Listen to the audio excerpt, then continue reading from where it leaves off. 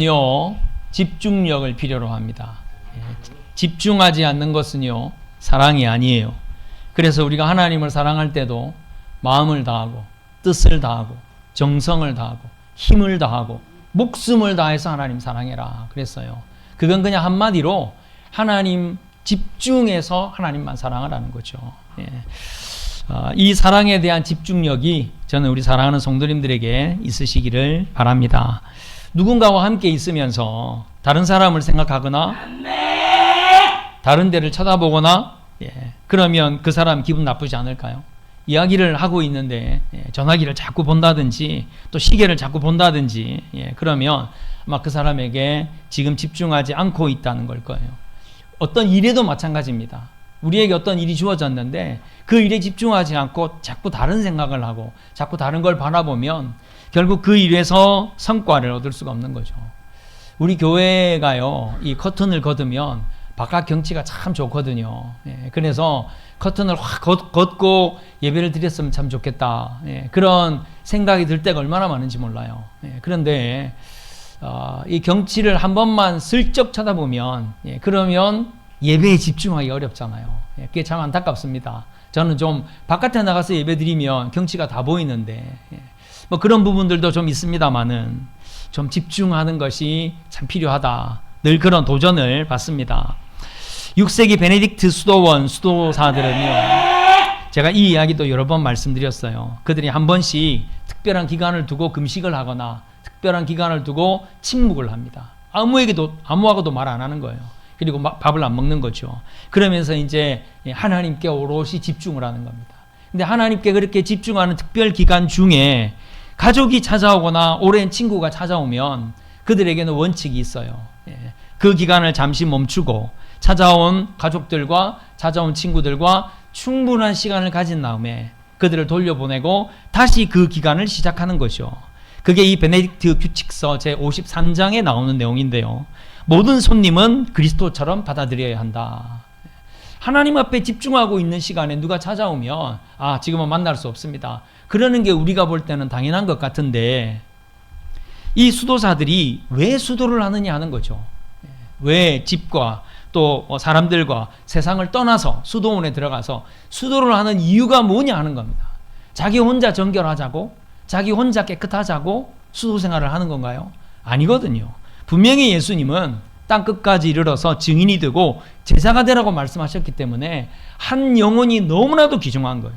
한 영혼이 너무나도 귀중하기 때문에 그들은 오히려 그 기간이야 얼마든지 평생을 하나님 앞에 드린 시간이니까 또 따로 기간을 세우고 침묵할 수 있고 금식할 수 있지만 이 친구는 내가 지금 보지 않으면, 이 가족은 지금 내가 맞아주지 않으면 크게 실망할 수 있고 볼 수 없을 수도 있으니까. 그래서 손님을 그리스도처럼 받아들이는 그 한 영혼에 집중하기 위해서 결국은 그들이 수도 생활을 했다는 것을 우리가 그 규칙을 통해서 잘 볼 수 있습니다. 우리는 뭔가 집중하지만 정말로 집중해야 되는 것에 집중하는 거죠. 제가 저희 아버지 이야기를 몇 번 드린 적이 있는데요. 저희 아버지가 성경책을 새로 구입을 하면 성경책을 그 자리에 앉아서 한 2주 안에 성경 처음부터 끝까지 다 읽으세요. 근데 성경을 읽을 때 그냥 읽는 게 아니라 거기다가 사람들의 대화는 따옴표를 하고 그리고 또 뭐 지명은 한 줄을 긋고 인명은 2줄을 긋고 이러시면서 성경을 읽는 거예요. 그렇게 성경을 읽는데 2주 만에 성경을 다 읽는 겁니다. 그리고 나서 그 새로 출판된 그 성경의 오탈자를 찾아내셔가지고 출판사에다가 보내요. 그러면 출판사에서 감사하다고 성경책을 하나씩 더 보내주곤 했거든요. 저는 물론 저희 아버님 뭐 국문학을 전공하셨기 때문에 뭐 이 글자를 보면 이 글자의 맞춤법이 맞나 틀리나 이걸 보시겠죠. 저도 아버지에게 편지를 보냈어요. 어버이날이 돼서 편지를 보냈는데 편지를 다시 돌려주시는 거예요. 그래서 이게 웬일인가 하고 보니까 빨간색 볼펜으로 맞춤법 틀린 거 다 체크하시고 띄어쓰기 틀린 거 체크하시고 그래가지고 저한테 주시더라고요. 도대체 아버지가 나의 이 따뜻한 마음이 담겨있는 효도의 편지를 제대로 읽었을까? 그냥 맞춤법이 맞나 안 맞나만 보신 것 아닌가? 저는 그런 생각이 살짝 들었어요. 여러분이 만약 어떤 책을 보는데 그 책에 있는 내용과 상관없이 이 책이 어떻게 편집됐나? 이 책이 어떤 활자를 사용했나? 이 책에 혹시 어떤 오탈자가 있나? 이런 걸 보면 사실은 그 책에 집중하는 거 아니에요. 물론 상업적으로 전문적으로 의뢰를 받아서 그렇게 책을 보는 사람도 있겠지만 정말 중요한 것은 그 책이 지금 무슨 이야기를 하고 있느냐, 거기에 집중하는 게 진정한 집중 아니겠어요? 우리 여성 성도님들 혹시 누구 이렇게 사람들을 만날 때 이 향기가 참 좋은데 이분 무슨 향수를 쓰나? 내가 나중에 꼭 한번 무슨 향수를 쓰는지 물어봐야지. 그랬던 적 없으신가요? 저분 입은 옷이 너무 좋은데 저거 어디 메이커지? 저거 얼마 정도 주면 살 수 있지? 야, 저분 신발이 정말 대단한데 저분 한 며칠 만에 보니까 살이 쏙 빠졌는데 어떻게 살을 뺐지? 저거 정말 나중에 물어봐야 되겠다. 여러분, 대화를 하면서 그 사람이 하는 이야기에 집중하지 않고 만약 그런 걸 본다면 이건 집중하고 있지 않는 거잖아요. 뭔가 집중하고 있는 것 같은데 정말로 집중해야 하는 것에 집중하지 못하는 경우들이 종종 우리의 삶 속에는 있더라는 겁니다. 가룟 유다는 예수님의 제자잖아요. 근데 예수님께 집중하지 못했어요. 3년 동안 예수님을 열심히 따라다녔지만 예수님의 사역을 통해서 가룟 유다는 물질에 집중하고 예수님의 사역을 통해서 예수님이 하나님이라고 하는 생각 자체를 하지 않고 인간으로만 보니까 저래 가지고 어떻게 이 땅의 왕이 되겠나, 그런 생각만 하고, 만약 그가 메시아라면 십자가에 설마 달려서 비참하게 죽겠나, 그런 생각에 예수님을 시험하고 테스트하려고 하다가 타락한 방법으로 예수님을 배반하고 결국은 예수님이 십자가에 못 박히셔서 돌아가시는데 가장 큰 일조를 한, 가장 타락한, 태어나지 말았으면 좋을 법한 사람이 되고 말았다는 사실이에요. 우리가 하나님의 말씀에 집중할 때도 마찬가지입니다. 오늘 안수 집사님 기도해 주실 때 하나님께서 주시는 그 말씀이 나에게 들려주시는 말씀으로 들어야 한다는 고백을 하셨잖아요. 하나님의 말씀은 나에게 주시는 말씀이에요.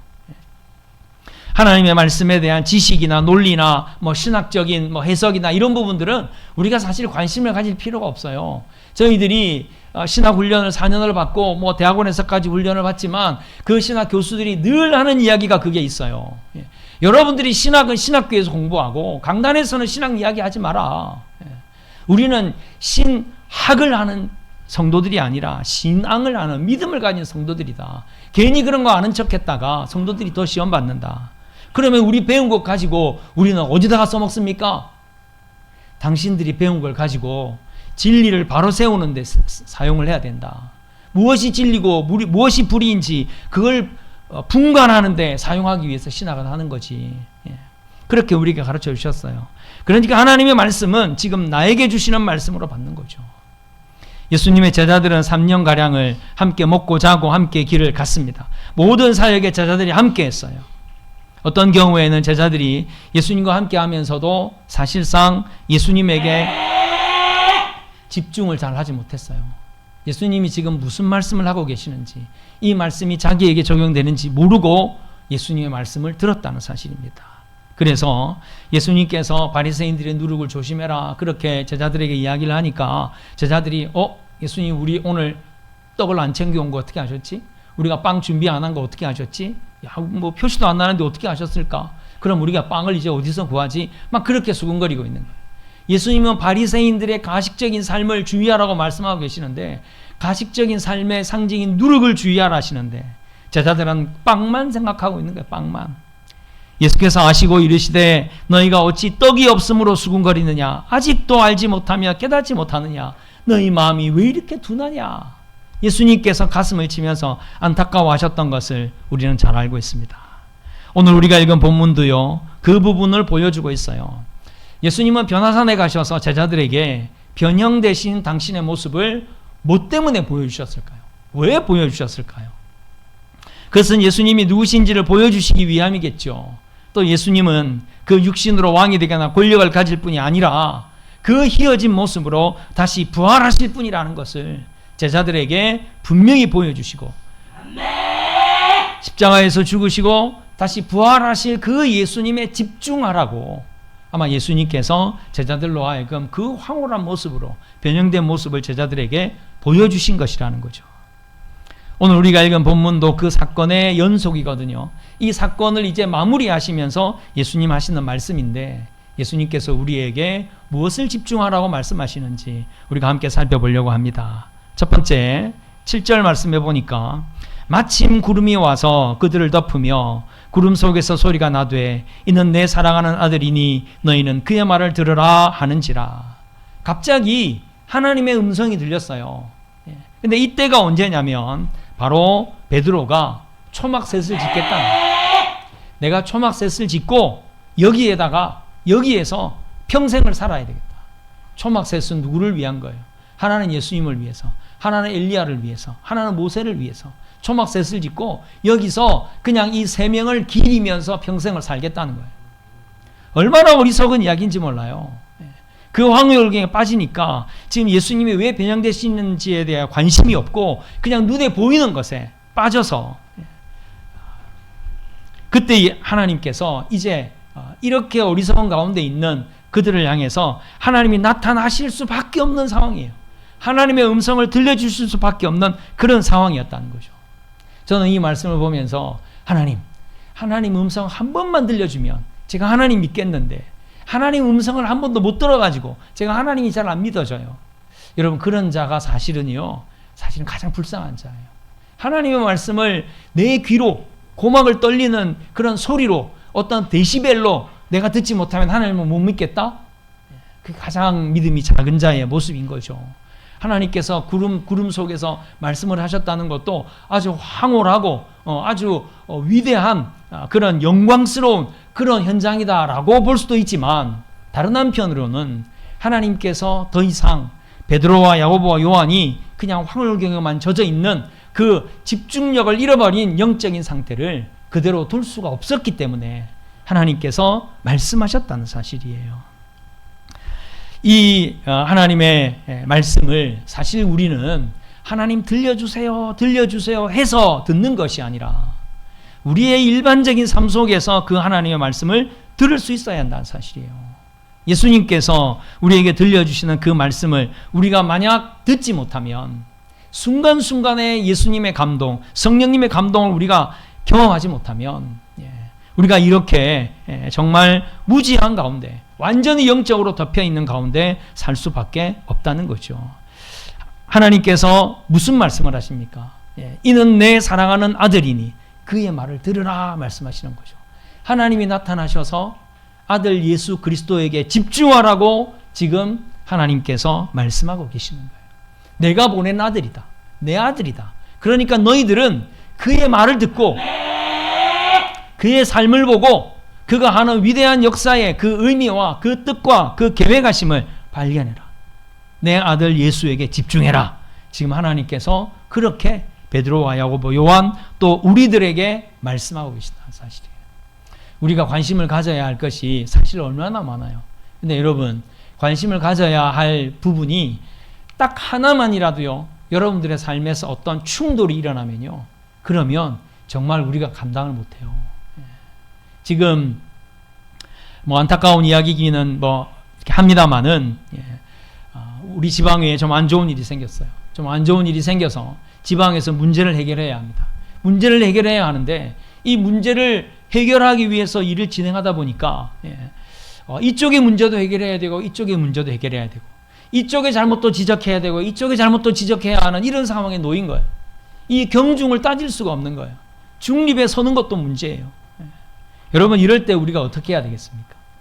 이건 우리가 할 수 있는 일이 아니에요. 그런 상황이 우리에게 닥쳤다는 것은요. 이건 우리가 할 수 있는 일이 아니다. 지금 하나님의 말씀이 들려지고 있고요. 하나님의 아들 예수 그리스도에게 집중하라고 말씀하고 있습니다. 하나님의 말씀에 순종하는 거죠. 하나님의 아들 예수 그리스도에게로 집중하는 거예요.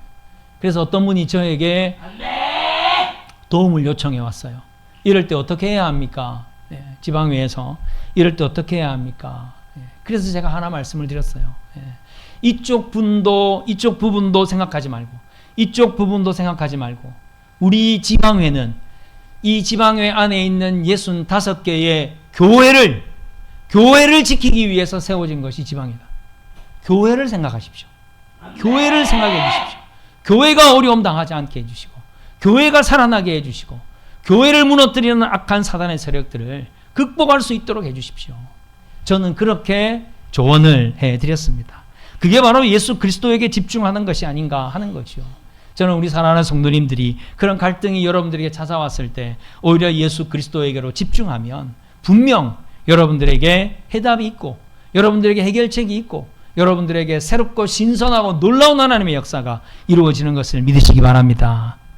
두 번째로는요, 8절에 보니까 문득 둘러보니 아무도 보이지 아니하고 오직 예수와 자기들 뿐이었더라.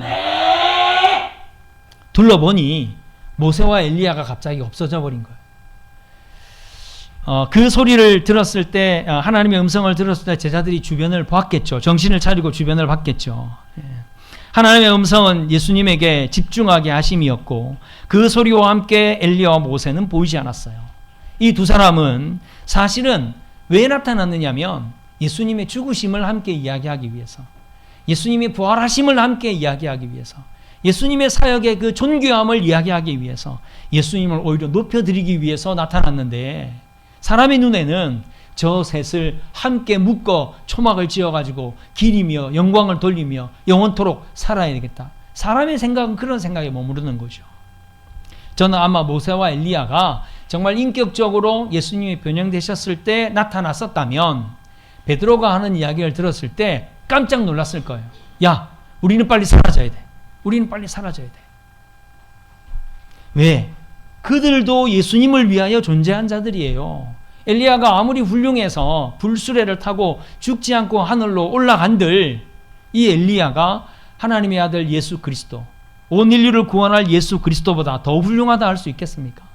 모세가 아무리 훌륭해서 이스라엘의 그 수많은 백성들, 약 200만 명 되는 이스라엘 백성들을 그 애굽 땅에서 가나안 땅으로 이끌어냈다 할지라도 이 모세가 하나님의 아들 예수보다도 더 훌륭한가 하는 것입니다. 제자들에게는 어쩌면 아직도 그런 생각이 그들에게 가득 차 있었을 수 있다는 거죠. 그래서 그들은 사라졌어요. 오직 예수 그리스도만 드러나게 하기 위해서, 오직 예수 그리스도만 높임받아야 하기 때문에 하나님 이외에 다른 신을 섬기지 말라고 십계명 제1계명에서 우리에게 말씀하고 있어요. 하나님 한 분 이외에는 온전한 하나님이 존재할 수 없고 우리가 다른 신을 숭배하는 것, 하나님을 99.9% 섬기고 다른 신을 0.01% 섬긴다 해도 그것은 우상 숭배라고 하는 사실이에요. 오직 하나님만 섬기라 말씀하셨던 것처럼 예수님을 주님으로 모신 우리가 예수님을 온전히 나의 모든 것으로 이기지 못하고 예수님에게 집중하지 못한다면 여러분 그 이외의 것은요 우리가 아무리 소중히 여겨도 결국은 사라져버려요. 모세와 엘리야가 사라져버린 것처럼 오히려 여러분들이요 돈을 별로 사랑하지 않는 게 더 이익일 거요. 왜냐하면 돈을 더 많이 사랑해버리면요 하나님께서 예수님보다 돈을 더 사랑하니까 예수님만 사랑하라고 돈을 걷어가실 거 아니냐고요. 우리의 건강과 우리의 명예와 우리의 자랑거리들을 우리가 너무 심하게 가지는 것이 매우 위험하다는 거죠. 왜냐하면 그것을 잃어버릴 가능성이 훨씬 더 높기 때문에 하나님의 아들 예수 그리스도를 온전히 주님으로 고백하고 주님을 사랑하며 살아가는 그 집중하는 삶, 그 이외의 것들은 사실은 전혀 중요하지 않다는 것을 우리는 이 8절의 말씀을 통해서 깨닫습니다. 자, 마지막 세 번째로요 9절에 보면 그들이 산에서 내려올 때에 예수께서 경고하시되 인자가 죽은 자 가운데 살아날 때까지는 본 것을 아무에게도 이르지 말라 하셨어요. 예수님의 경고입니다. 예수님이 부활할 때까지는 지금 이 본 것을 어느 누구에게도 말하지 말라는 거죠. 만약 여러분들에게 어떤 중요한 사건 하나가, 여러분들만 아는 사건 하나가 여러분들에게 주어졌어요. 그런데 그걸 비밀로 해달라는 거예요. 그럼 여러분들은 어떻게 하시겠습니까? 당연히 비밀로 해야 되겠죠. 당연히 비밀로 해야 되는데요. 왜 비밀로 해야 하는지에 대해서 여러분들이 분명히 알지 못하면 그러면 위험해지는 거죠. 내가 알고 있다는 것이 드러나는 순간에 많은 사람들이 고통 가운데 빠지거나 많은 사람들이 위험에 빠진다면 우리가 그것을 비밀로 하는 것이 마땅하겠죠. 이걸 또 다르게 생각해 보면 내가 이걸 비밀로 한다고 해서 그것이 만약 범죄와 연루가 되어져 있다든지 그것으로 해서 누군가 끔찍한 범죄를 저질렀음에도 불구하고 그것이 드러나지 않는 가운데 있다든지 이렇다면 이건 더 끔찍한 결과를 낳는 거지요. 쉽지 않은 경우이기는 합니다만은 저는 여기에 뭔가 다른 집중함이 필요하기 때문에 저는 예수님께서 제자들에게 이 변화산에서 본 것은 내가 다시 부활하는 그때까지는 말하지 마라, 이렇게 말씀하신 것이 아닐까요? 아직도 예수님이 하셔야 할 사역이 남아있고, 아직도 예수님이 전하여야 할 말씀이 있고, 아직도 가르쳐야 할 말씀이 있기 때문에 그거에 집중해야지, 너희들이 본 이 환상에 빠져버리면 너희들이 정말 집중해야 할 것을 집중할 수 없기 때문이다. 이렇게 지금 저는 예수님께서 말씀하시는 것 같습니다. 때로는 예수님께서 우리에게 들려주신 말씀이나 우리에게 깨닫게 하신 성령의 깊은 은혜가 있을 수 있어요. 여러분들에게 어떤 환상이 보일 때도 있습니다. 뭔가를 기도할 때. 그래서 제가 아는 어떤 분은요, 제가 좀 어려움이 있으면 기도 부탁을 합니다. 근데 기도 부탁을 하면 그 문제가 다 해결되고 난 뒤에 기도 부탁을 했으니까 당연히 제가 그분에게 모든 정황들을 이야기합니다. 기도 부탁을 했는데 일이 이렇게 잘 해결이 되었습니다. 이렇게 이제 이야기를 하죠. 그러면 그때서야 이야기를 해줍니다. 내가 목사님이 기도 부탁을 해서 기도를 했더니 하나님이 이런 환상을 보여주셨어요. 그래서 지금 제가 이야기를 들어보니까 제가 본 환상 그대로 이루어졌네요. 그래서 제가 기도할 때 마음이 참 편했습니다. 이렇게 말씀하세요. 그래서 제가 좀 따집니다. 아니 그러면 그거 보셨을 때 저한테 먼저 이야기해 주시면 제가 얼마나 마음이 좀 편안했을 텐데, 제가 그렇게 이야기를 해요. 그런데요, 당신은 절대로 일이 다 이루어지고 난 이후가 아니면 이야기하지 않는다. 아마 여러분들에게도 하나님께서 어떤 사인을 보여주시기도 하고 어떤 증거를 보여주시기도 하고 어떤 환상을 보여주시기도 할 거예요. 그런데 그것을 우리가 말이라고 하는 한정된 것으로 흩날려 버리면 하나님이 이루시는 위대한 역사를 우리가 제대로 경험하지 못한 경우가 너무나도 많다는 거죠. 지금 베드로와 야고보, 요한이 그들이 그렇지 않아도 12명의 제자 중에 예수님이 딱 3명만 데리고 갔는데 그들이 다른 제자들에게 니는 못 봤지? 우리는 봤어. 우리는 예수님이 정말 하나님처럼 변하는 모습을 봤어. 니는 못 봤지? 사람은 그렇게 돼요. 너는 모르지. 너는 못 봤지. 나는 봤어. 나는 알아. 예수님께서 지금 제자들에게 그것을 경계하고 계시는 거예요. 오직 복음에 집중하라고. 예수님의 그 남은 사역에 그들이 혼신을 다해서 함께하고 참여하라고. 그렇게 예수님께서 그들을 향해서 내가 부활할 때까지는 이것을 이야기하지 마라. 한묵하고 있어라. 그리고 내가 부활한 이후에 예수님의 부활한 이 모습이 벌써 이전부터 우리들에게 보여주신 모습이었다.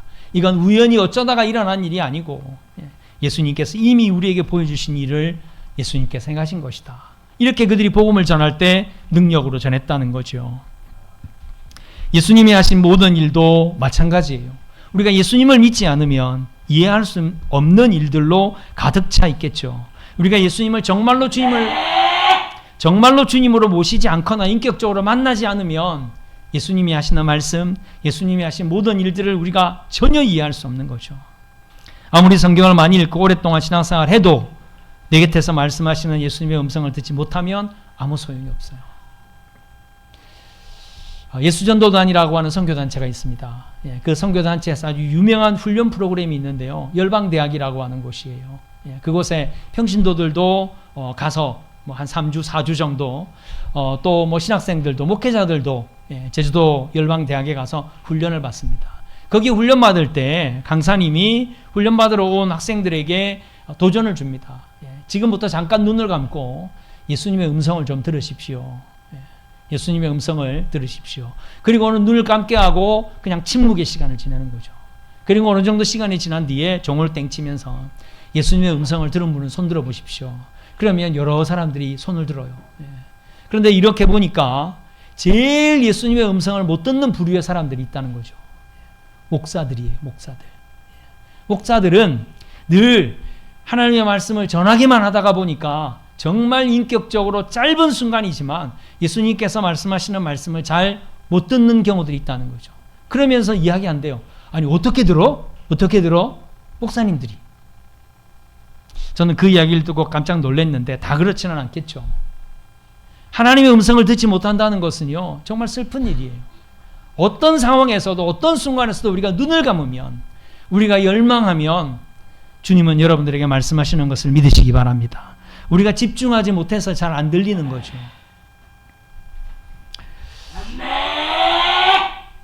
예수님은 우리에게 끊임없이 하나님의 나라를 이루라고 말씀하고 계시는데 나는 내 자존심과 내 주장을 내세우려고 해요. 예수님은 지금 한 영혼을 구원하라고 말씀하시는데 나는 자꾸 내 기분과 내 감정을 드러내려고 해요. 이웃을 사랑하라고 말씀하시는데 나는 지금 내 형편, 내 처지 때문에 다가가지 못하겠다고 반응한다는 것입니다. 이 모든 것이 결국은 모세와 엘리야 곁에서 변행되신 예수님을 보고도 초막셋을 짓겠다는 베드로의 실수가 아닐 수 없습니다. 예수님은 우리에게 집중하고 계세요. 내가 아프면 치유해 주시고 내가 상처받으면 위로해 주시고 내가 달라고 때를 쓰면 결국은 주신다는 거죠. 여러분, 예수님께서 여러분들이 응답하실 때 야, 옆집 아이는 안 그러더라.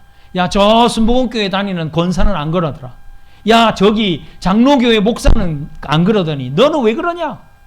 여러분, 예수님께서 그렇게 여러분들에게 말씀하신 적 있나요? 저는 한 번도 그렇게 예수님 말씀하신 적이 없어요. 설령 제가 잘못된 기도를 드렸더라도 그렇게 말씀하시잖아요. 왜냐하면 예수님은 나를 나로 보시기 때문이에요. 예수님은 나에게 얼마나 집중하고 계신지 몰라요. 얼마나 예수님께서 나에게 집중하시는 것이 나에게 은혜가 되고 얼마나 큰 힘이 되고 위로가 되는지 몰라요. 이제는 우리 사랑하는 성도님들이 예수님을 주님으로 고백하면서 예수님께 집중하시기를 바라요.